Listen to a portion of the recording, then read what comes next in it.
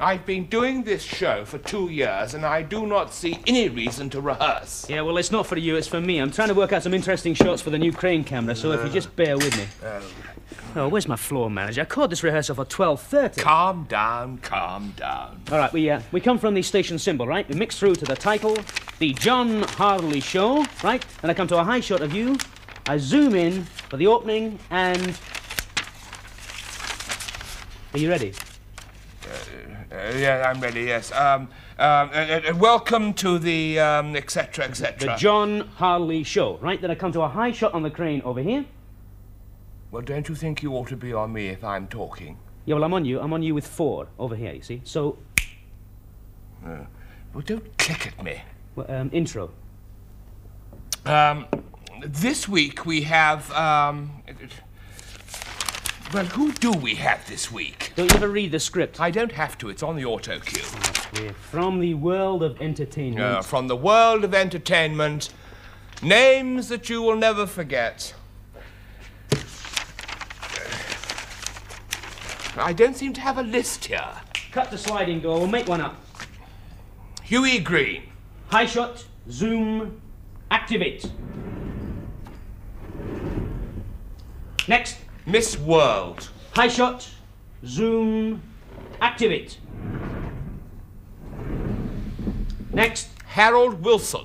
High shot, zoom, activate. Next. Sooty. We've more chance of getting him. I'm sorry I'm late. Yeah, so am I. Activate. What was that? Well, it's certainly not sooty. Well, no, don't walk in the wet paint. I'll go around and get security and get in by the fire exit. Yeah, well, just relax, John. We've got visitors.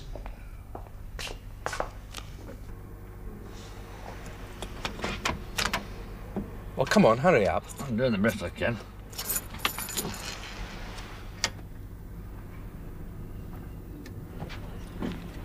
It's Sir Robert. He's been stabbed. He's dead.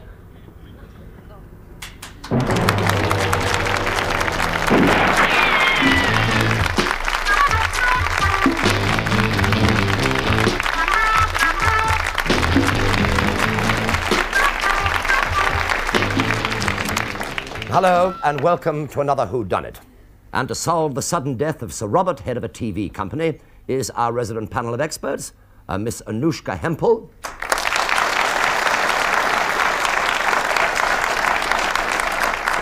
We're very glad to see Anushka back after being ill last week. And Mr. Patrick Mower.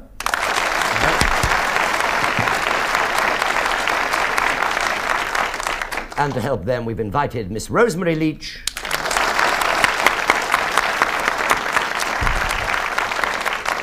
And Mr. Jimmy Jewell.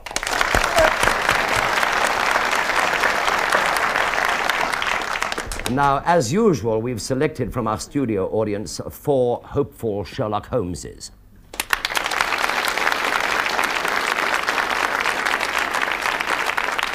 So let's see how they and you at home fare against the brilliant deductive prowess of our panel as we rejoin the action at the TV studios, where there is now a vacancy on the board. It's the managing director, I'm afraid, Inspector. Yes, he's dead. He was stabbed with a prop dagger. No, not a pop dagger, a prop dagger from the property department. Yeah. No, actually, it's from the publicity department. It's an ornate Arabian dagger that we're using to publicise a new series of Sinbad that we've just bought. Yes. Oh, the dagger's used a lot in the present... no, I won't move it, no, of course. Now, I've got everyone connected with the programme in the studio. I'll keep them there till you arrive. Yeah, I'm Bridges, head of security. You may remember me last week from the robbery we had... I see, well, thank you, Inspector. A quarter of an hour, then. The police are on their way.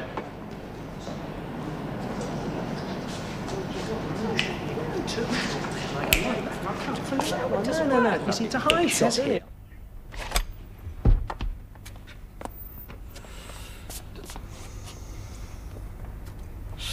Don't let anyone else in till I say. Right. Right, You all know what's happened, do you? Yes. I need a drink. You must all stay here in the studio. That's police orders. I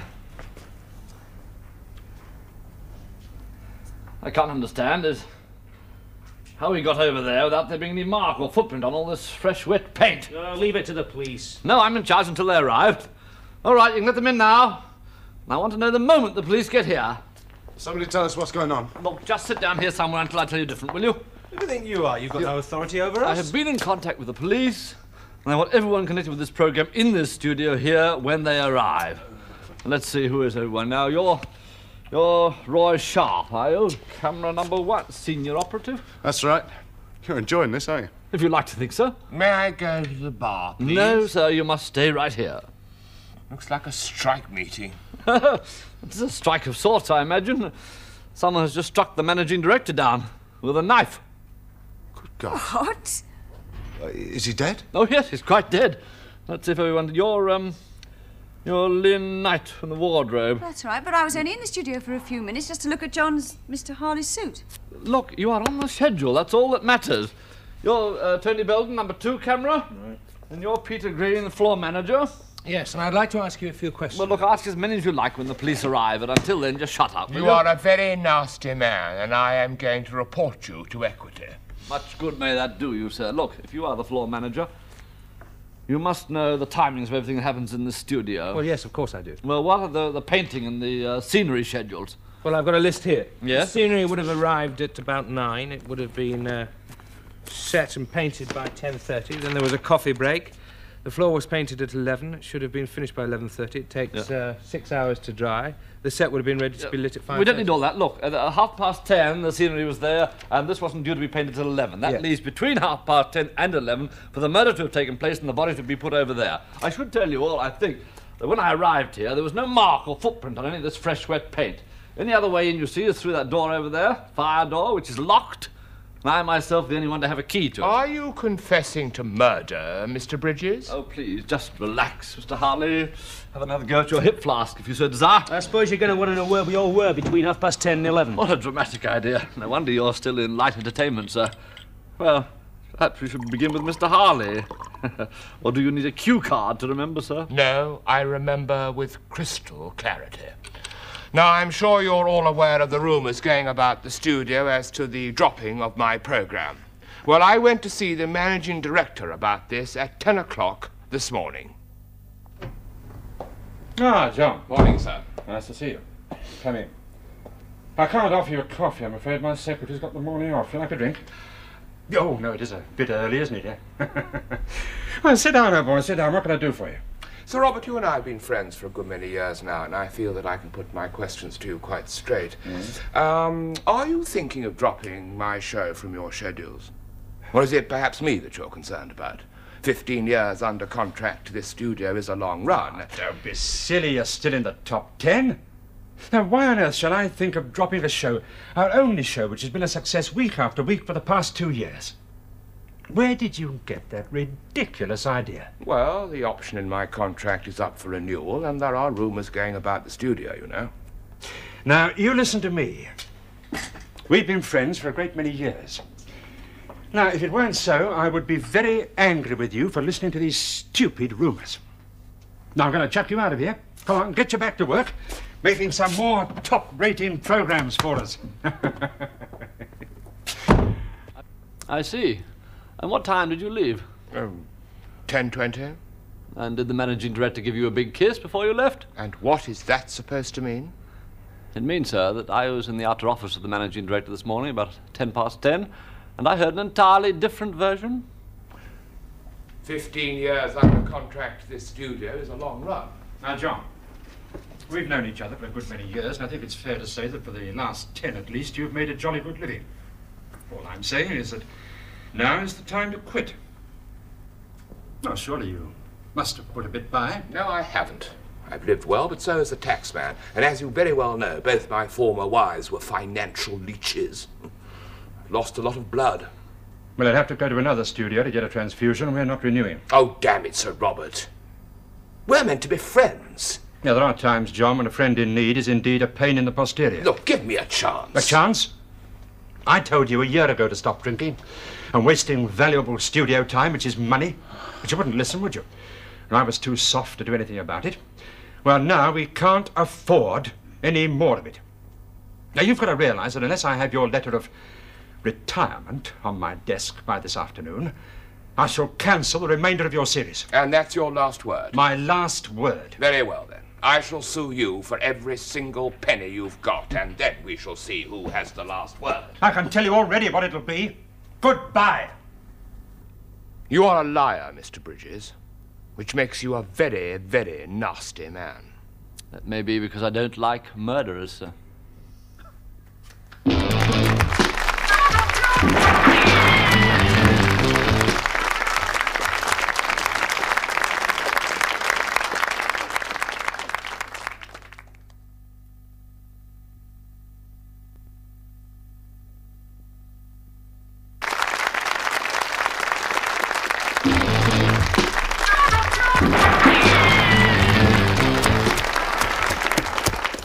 Welcome back.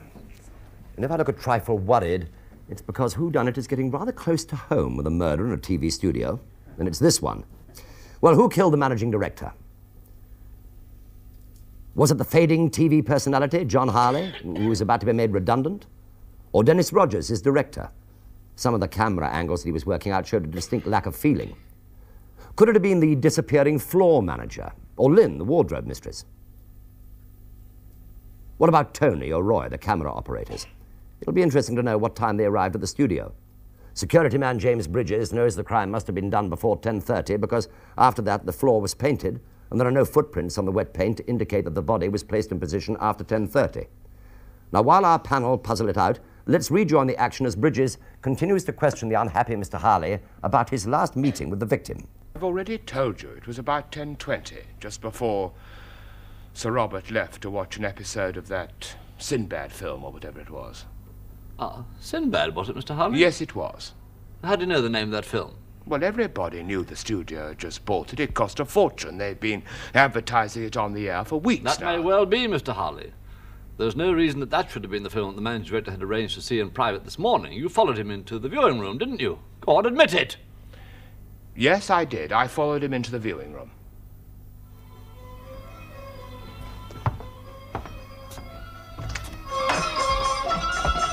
Sir Robert, if you just give me another series. Will you please go away? I've said all I'm going to. I promise you I won't touch another drop. No, it's not just the drink, and you know it. Now get out.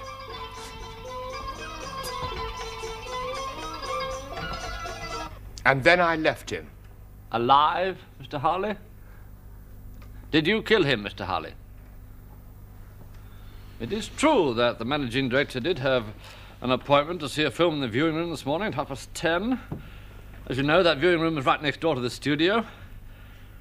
And the room was ready, it was darkened, and the button was pushed for the film to start, which it did, but was it the managing director who pushed that button? As you all know, there was a robbery from the wages department from these studios last week, which £30,000 was taken. I am convinced that money has not left these premises. I know it's still here, and I think that this may be connected with it. If you're thinking of between 10:30 and 11, then you know very well that Tony arrived with me at 11:30. I gave him a lift in my car.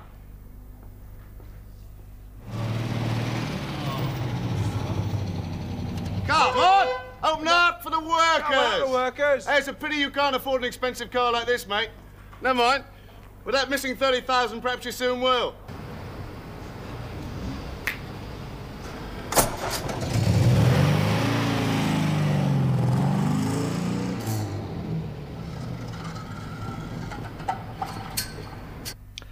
Is this camera on? Well, the camera isn't, but there's power to the crane. Move it, will you? What for? I don't want to move. Just move it!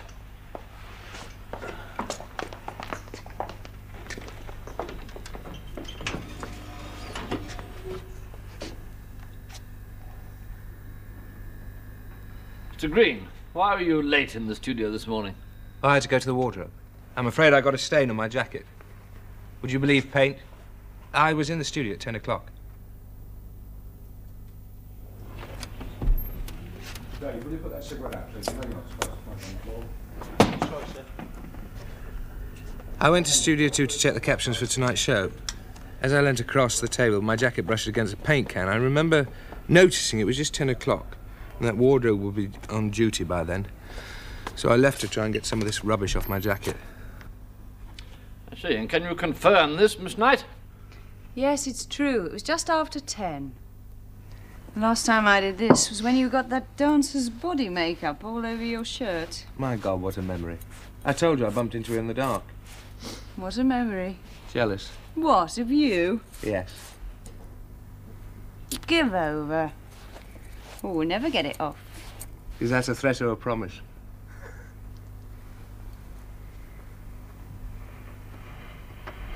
So that's why I can never find you.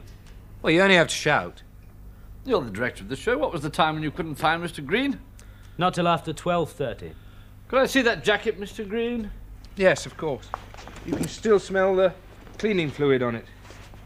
Here. What? You can't tell me. It took 2 hours to clean this. Nobody said it did.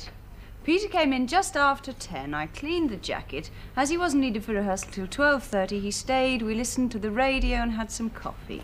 Down your way, wasn't it? Yes, Radio 4.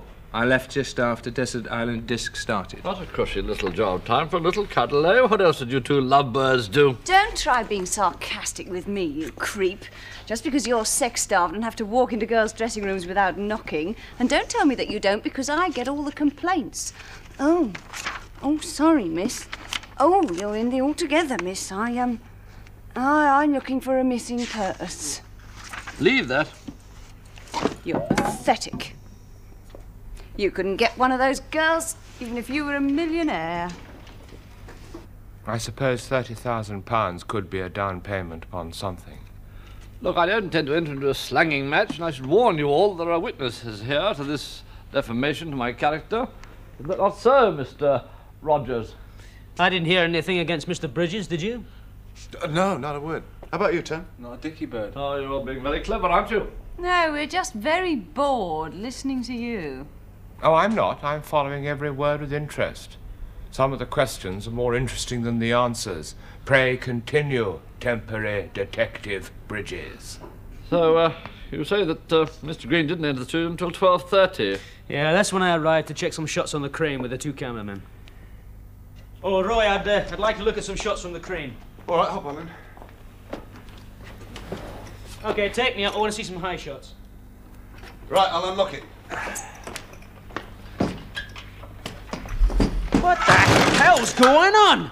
I nearly went through the roof. Sorry, it seems to be out of balance. Someone's been mucking around with it. What was on here before me, an elephant? Yeah, I'll have to diet. Look, we'll bring it down. I'll take some weights off and we'll adjust it, all right? Yeah, well, don't bother now. You go grab some coffee. I'll go over some words with John. And then Mr. Harley turned up. That camera been moved about today? Not until you had it moved. Look, it seems to me that there's only one person who disliked Sir Robert enough to stick a dagger into him. I agree with you. Police are here. Mr. Harley, I think it was you that killed the managing director in order to prevent your contract being cancelled. I think you followed him into the viewing room. I think you stabbed him, and I think you dragged the body in here and hid it behind the scenery about 10:55 before the painters got back. Nasty people must, I suppose, have nasty minds. But you're wrong, Bridges, because you see, I know who did it. I know why, and I know how. And now the police have arrived, I will be able to tell them everything. And then I will watch your face, you nasty little man.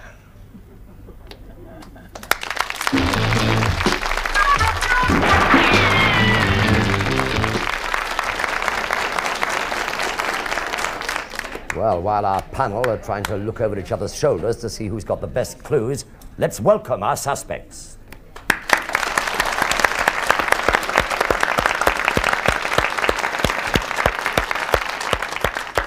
Okay, panel, is there any part of the play that you'd like played back? Rosemary, what would you like to see again? I think I'd like to see the moment when the cameramen readjust the camera for Mr. Bridges, please. Right. The Jimmy crane Jewel. thing. Yes, the crane, sure. Jimmy? The part where the managing director, John Handley, first comes into the studio and sits behind the desk. And they lift the doors up, where the man is discovered. Revealed. Revealed. Right. Nushka. I'd like to see the second time we see the body. When you see the dagger in it and Mr. Bridges or somebody unlocking the door. All in lovely green. Please, thank you. Yeah. Bloodhound, what about you? Yes, sir. I'd like to see the bit where our temporary detective, Mr. Bridges, as he's described, comes into the studio after he's been rebuffed on the phone, please. Very well, and so you shall, sir. Good. Well, whilst we're looking for those, Rosemary, would you like to start off with some questions? Yes, Mr. Bridges. Very conscientious, but can you tell me, you were awfully busy finding out where everybody else was, but you didn't explain, what were you doing in the managing director's outer office at 10:10? Oh, I had an awful lot of business to do there. We had some cameras that were operating outside the security area. This was interfering with the whole running of the studio, and I wanted to make sure that he had given his permission for this to happen. I wasn't able to get in to see him, of course, because... Now, I noticed you didn't knock. Oh, no, but you no, made no. quite a noise when you shut the door, so you obviously were there on some legitimate purpose. Oh, very, very, very legitimate. He is completely legitimate. Jimmy? Yes, the Miss Knight and Mr. Peter Green, the floor manager and the wardrobe mistress. I'd like to know what they were doing for 2 hours. Nobody is to answer that question. What do you think they were doing? Still, go ahead and ask. I would like to know what you were doing for 2 hours, locked in a... Or if you were locked, I take it you were locked in the wardrobe room for 2 hours, all that time, waiting before you went on the floor. Well, what would you be doing? Well, at my age, that's a leading question. Anushka. But you disappeared, like, out the camera when he kissed you. Is that why they call you a floor manager?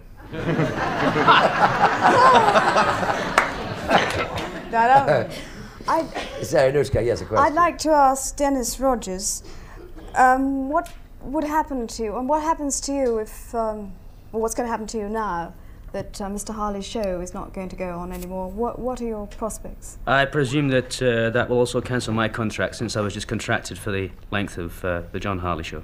I see. Thank you very much. Patrick? Important. Yes, I'd like to ask the fading TV personality, John Harley. What sort of show, chat show, was it exactly? I mean, was it like the things we have, like Russell Harty show? Russell who? Russell Parkinson. Sorry, lovey. Russell Parkinson. No, can I just ask you another question? If we are to believe, either you or Mr. Bridges must have been telling the truth about your show as to whether, when you were telling the managing director that it was, your story was that it was a successful show, and Mr. Bridges said that it was the argument, well, there was an argument about the show being taken off the air.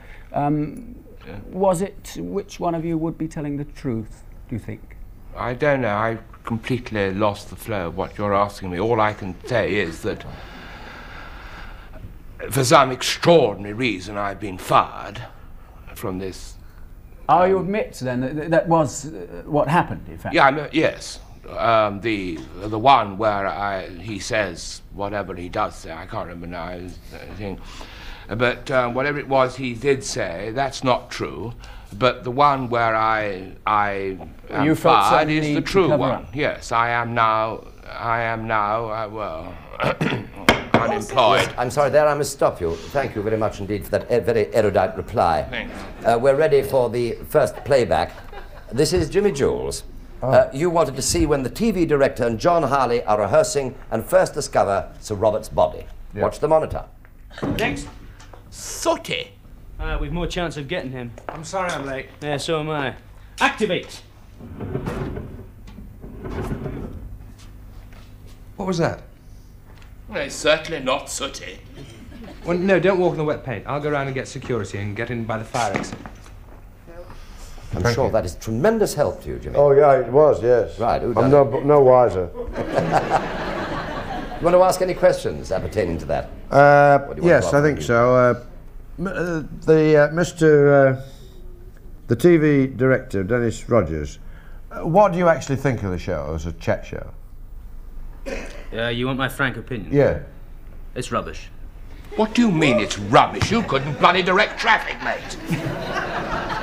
Don't fight, boys. And I've another thing to say to you. You're fired as well as I am. Precisely. Can I ask the star a question? Yes, please. How long has the show been on the air? 2 years. Has it been in the ratings? In the ratings? Look, my show has been in the top 5 for the last 2 years. Funny, I've never seen it. I know why you haven't seen it, because you haven't bought your television license, sweetie. Patrick. Yes, I'd like to ask Mr. Bridges just a question about the props and things like that. You said in your chat to that guy about it was a prop dagger. Do you handle it? Did you actually know what sort of dagger it was? I mean, what I really want to know is, could the dagger have killed the fella? Oh yes, it was a real dagger. It was the real dagger that was used in the television studio, so I called it a prop dagger. And the dagger that was found in the body was the prop dagger? Oh yes, it was. Yes, I did make a slight mistake. It came from the publicity department, of course. Yes. Thank you very much indeed. We're ready now for the next playback. This is yours, Anushka. You asked to see the security man Bridges unlocking the back door to reveal Sir Robert's body for the second time. Here it comes.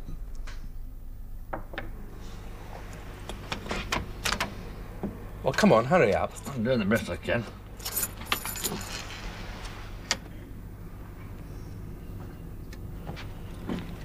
It's Sir Robert.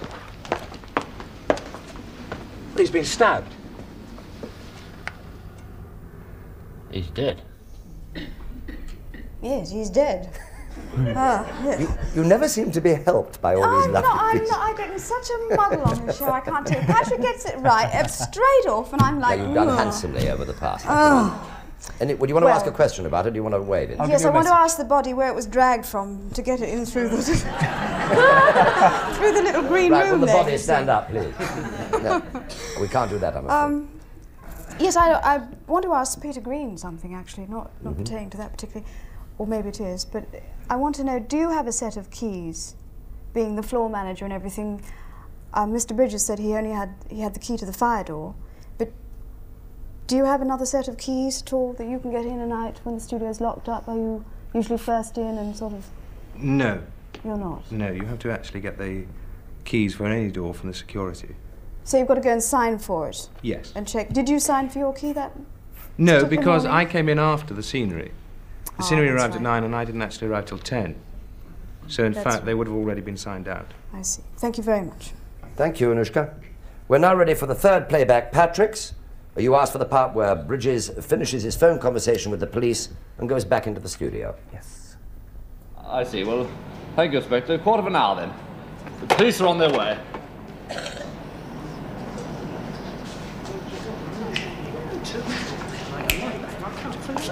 No. You see, it's a high shot here.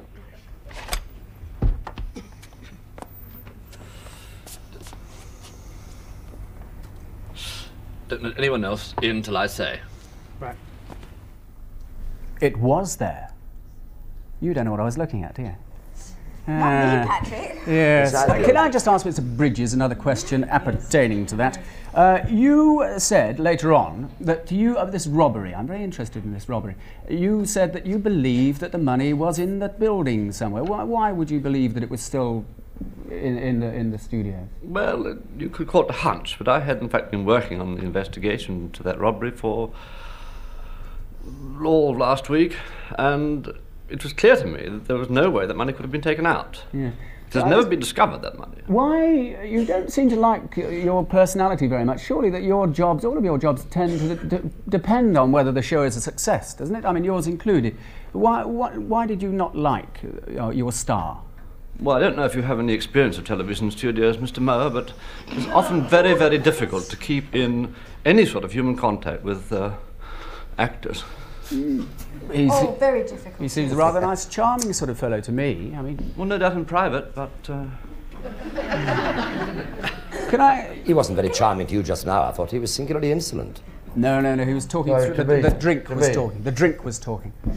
Can I just ask our director a question? Yes. Our star, I'm sorry, I keep forgetting his name, John Harley. I've never heard of him, you see. It's written up there, you see. Oh, yes, Sir John Harley. He's right in front of his billing. Obviously, we saw him drinking a lot. Was he professional in his job? I mean, did he fluff on front camera and things, you know, or... No, I think that's always one of the problems, actually, with somebody who has a problem with alcohol, is that if they continue to do their job with enough competency, of course, they feel no need to give it up. Did he drink during the show? He did not drink during the show, no. Oh, good. Thank you, Patrick. Here we come now for the last playback. This is Rosemary's. You very astutely asked for the moment when Bridges asks the cameramen to move their crane camera. Is this camera on?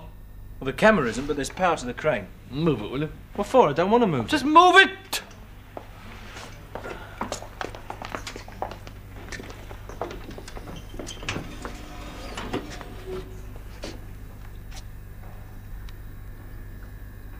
Mr. Green. Oh. No, No help? it has, yes, Oh, you it has, haven't? yes, it has confirmed something. Oh, There's that's just right. one sort of small point of information, Mr. Bridges. If that was a fire door, why was it locked? Oh, it is always locked. It is not used for the ordinary running of the studio. It is only used when there's an audience in. It's fire regulations that when an audience in, there must be an extra fire door. And that door is always You locked. don't usually use keys on fire doors. You have those things, you know, don't you? No, I think this was an emergency fire door that was only used when an audience was actually in residence, as it were. You don't seem very convinced. No, you just worry me because you were smoking as well. I don't think you're even a security man. Momentary aberration, the cigarette. Momentary aberration. Patrick. Yes, I'd like to ask our star, John Harley, a question. You mentioned about the fact that you had two wives and that you described them as being leeches. So there is sort of a reason that you might need, say, the £30,000. What would you have done with it if you had, let's suppose? If I had £30,000, yeah. Well, I'd make quite sure that Sir Robert had an agreeable funeral. On that note of charm, I must stop you. No, I'm afraid we must stop now. So I'd like you, panel, to write down who you thought did it and how many clues that you spotted. Already? Where you go. Get busy. Come. This, of course, applies to our audience panel as well. See if you can do better than the so-called experts. Okay, here we go. John, yeah. I just want to ask one more question, please. All right, just one short one. From the #1 cameraman, Mr. Roy Sharp. Why didn't you adjust the camera crane after you'd last used it? I wasn't the last to use it. I mean, it's usually set locked down with the camera on the bottom. Somebody else had it yesterday. Surely, if you're the #1 cameraman, you would, if you were on the run-through, you would have used it, and there's nobody bigger than you in the studio to... Oh, there is. Oh, there is. Oh, the guy there who is. used it yesterday. Oh. Right? Yeah. Okay, I shall now come and see how you're getting on. You won't be able to read this at all. Oh, I'll It's manage. one long... One I shall long... manage, I shall manage. No. Thank you, Jimmy. Noosh. How about that? Thank you. Madness. Oh, Patrick. Look what he's done. Again. I didn't know he cared. Just Isn't that nice? Very charming of him. Thank you, Patrick. Probably the young lady that sent it to you will kill me for that. Good.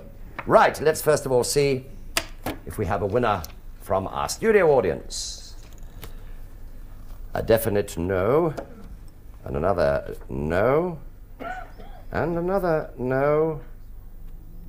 Now, here's a funny thing. Here we have somebody who's gotten her first clue exactly the way that it was done, but has put down the wrong name. But nevertheless, Mary Hardy from Hull in Yorks, because it's the last one, we'll give you the prize. Congratulations. Mary Hardy.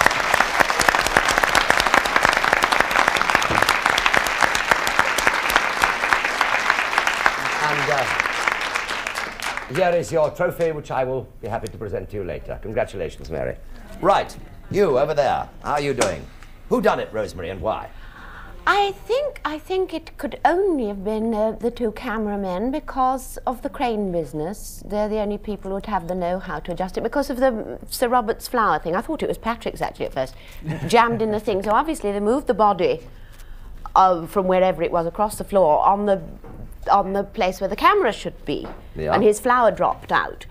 But why he didn't adjust it afterwards, having gone to all that trouble, I don't know. So it could possibly be the director who forgot. Thank you very much indeed. She's been looking at my card.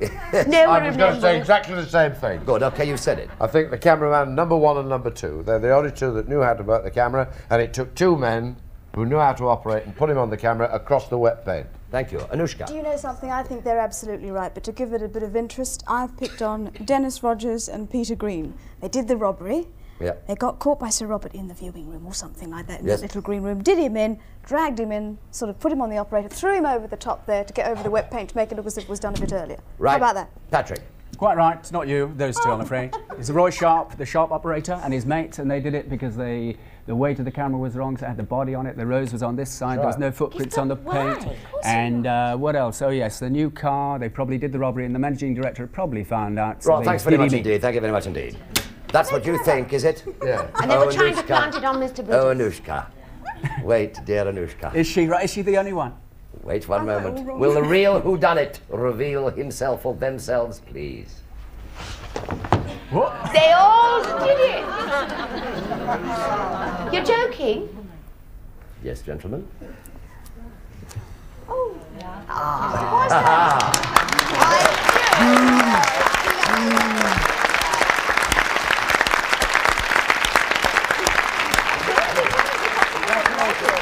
Well done.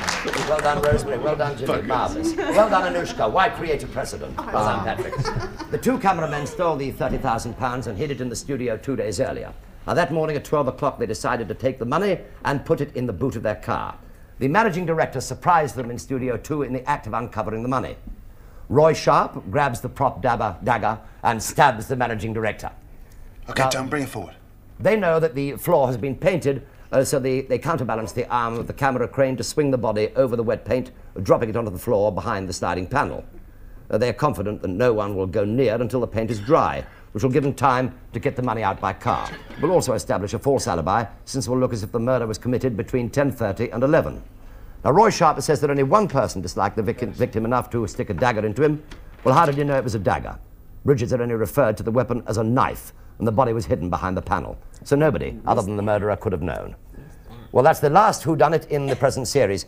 From your hundreds of letters, it's obviously been very popular, particularly at Pentonville and Dartmoor. Thank you very much to our guest panelists this week, Rosemary Leach, and to you, Jimmy Jewell.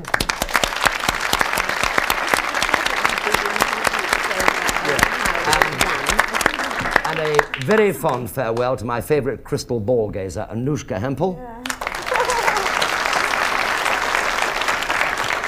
And a special congratulations to Patrick Bloodhound Mower, who out of 10 shows actually got 7 dead right. Well done, Patrick. So, now it's good night from me until the next time, and I'll leave you with a puzzle. A man lives on the 25th floor of a block of flats. Now, every morning he gets in the lift, he presses the ground floor button, he goes down, he gets out, he goes to work, he gets home, and he gets in the lift, he presses the 12th floor button, and he walks the other 13 floors. Why? Good night. Keep watching.